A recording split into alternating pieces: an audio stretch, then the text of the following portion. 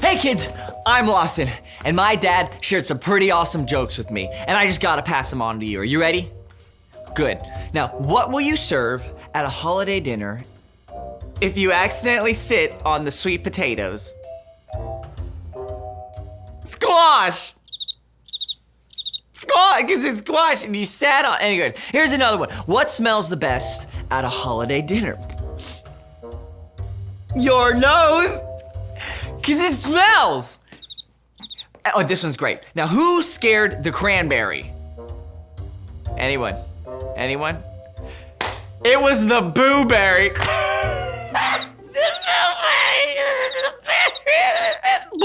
But it doesn't say boo, because it's blueberry. That's why it's funny. Yeah, okay. We get it. You're welcome. And if those awesome jokes weren't enough to make your day, then do I have a story to share with you too. Now it's from this girl, Violet, who lives next door to my cousin. Violet's thrilled to have 3 days off of school, and she plans to spend the first day doing nothing. But Violet's mom has other plans.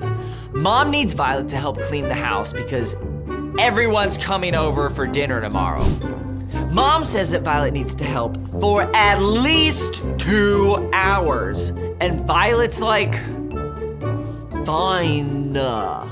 So, Violet dusts and vacuums, and she shines with a storm cloud over her head the whole time. But when she goes to ask Mom if she can finally be done, Violet can see that Mom has got a lot on her plate. Like a whole lot. And Violet realizes it's like by making this beautiful meal that Mom is giving everyone a huge gift. So Violet decides she's gonna give something to Mom. Without Mom even asking, Violet sets the whole table. And then she looks up a fancy way to fold the napkins. And then she uses her origami skills too. And after that, she makes a quick trip to the garage and finds some fun decorations with her own personal twist. And when Mom finally comes to find Violet, she discovers everything's ready for tomorrow. And Mom tells Violet, you just made my day. And Violet realizes that making Mom's day actually made my day too. And then they both get ready to make everyone else's day. So kids, always keep your origami skills at the ready. And also remember this, that generosity is making someone's day by giving something away. Oh, I have a gift for you. Another joke from my dad. Oh goodness, look at the time. No, not now, Mom. What did the salad say to the butter who kept making jokes? And that's a wrap. No, he didn't. He said, you're on a roll. Like a dinner roll. Get it? It's the dinner roll. Yes, we got it. I don't hear him laughing. Well, speaking of butter, I butter scram. See you next time.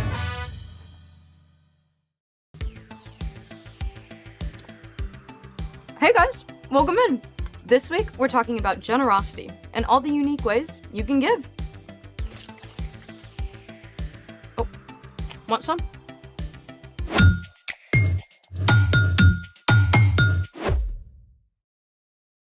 Hey guys, welcome to Story Lab. I'm Sebastian. And I'm Skylar.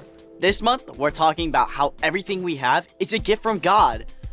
Speaking of which, snack much? It's for my health. Oh, high fructose corn syrup? Monocalcium phosphate? Special delivery snacks. I am required to snack today. How's that? First time blood donor. Thank you very much. I gave blood today at the blood drive. Many teenagers and adults can give half a liter of blood to help someone who is sick or has an accident. The person who donates will quickly replace that blood with new blood cells. Way cool. How was it? I was kind of nervous, but it wasn't so bad. And the snacks were the bomb. Seems like you've added a few.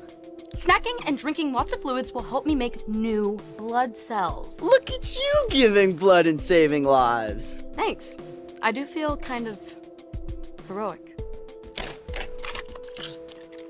Especially when you think about all the awesome stuff that blood can do.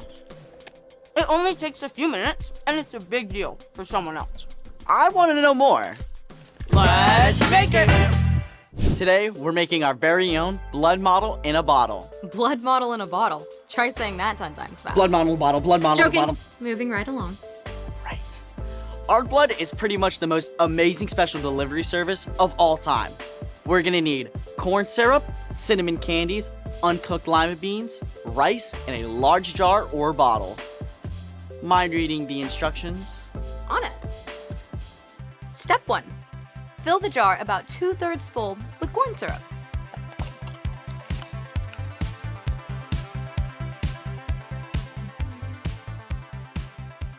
The corn syrup represents plasma.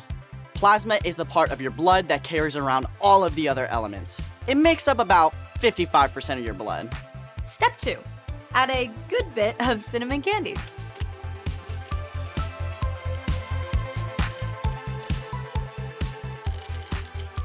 The cinnamon candies represent red blood cells. Red blood cells carry oxygen from the lungs through the whole body.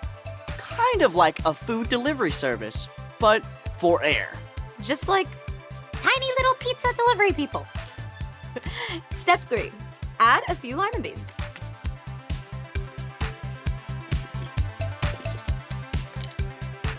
These represent white blood cells.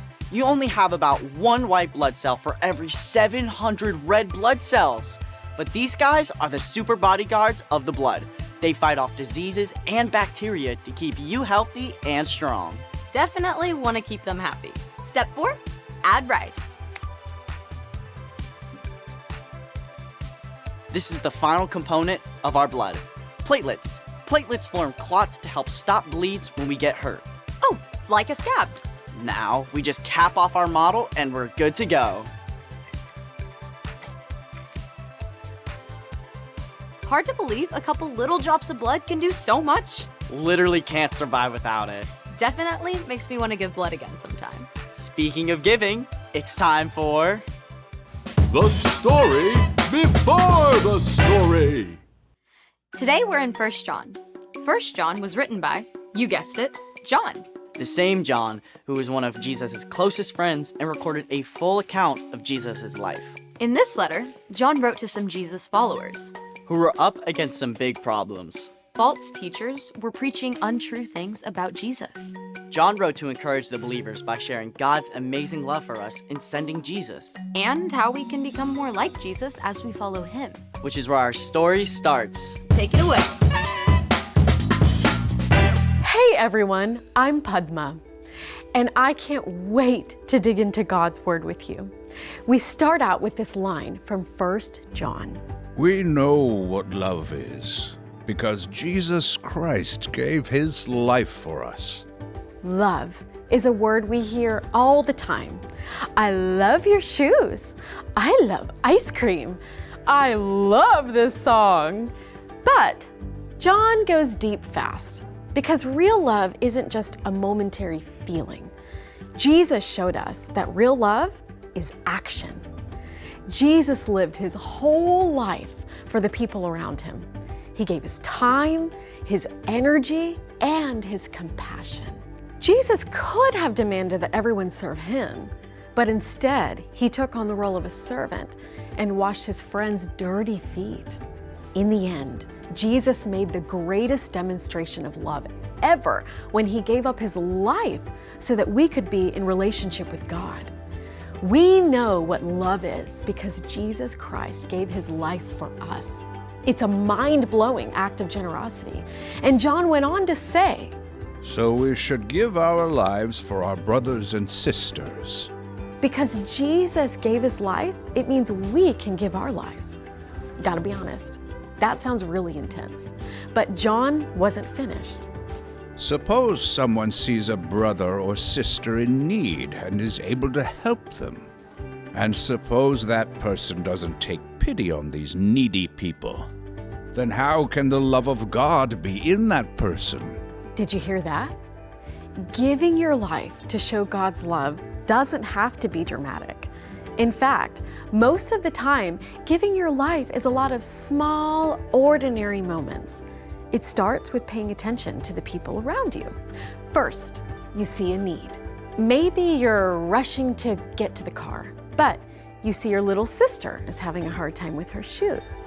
Instead of just leaving her to struggle, you can give a few moments to help her tie them. Hey, let me help. Or maybe you see the cafeteria lady looks kind of stressed out. Instead of just rushing to go eat your pizza, you can take a moment and give her a smile. This looks really great. Thanks for all you do. When you ask God to show you ways to give, you'll see needs all around you. From someone who needs a warm jacket, to a new kid who needs a friend, to your teacher who really just needs everyone to be quiet and listen. This is a broken world, and you can't fix everything, but you can make a big difference to those around you as you choose each day to give a helping hand or share your time. John finished by reminding the Jesus followers, Dear children, don't just talk about love. Put your love into action. Then it will truly be love. when we follow Jesus, we put love into action. We have the amazing opportunity to give up our lives in big and small ways each day to tell a beautiful story about God's generosity to the world. The end. Honestly, giving up my life has always sounded kind of big. Like going around the whole world to talk about Jesus. Sometimes God calls us to really big things, but for most of us, most days, it's all about being generous in the small things. So, What's our part in this story? The most important thing we can do every single day is look to Jesus and ask God to help us become more like Jesus. Jesus was incredibly generous. Generosity is making someone's day by giving something away. Jesus was all about giving. He's all about love in action. That's right. We talk about Jesus giving up his life on the cross. It was the greatest act of love ever. But Jesus had already been giving up his life every single day as he gave his time and his compassion to meet the needs of the people around him. So you don't actually have to go somewhere to do that? Exactly. God could call you to that someday. But right now, God has put people in your life who need your help. Your family, People in your neighborhood, kids and teachers at school. coaches and friends in your activities, and at church.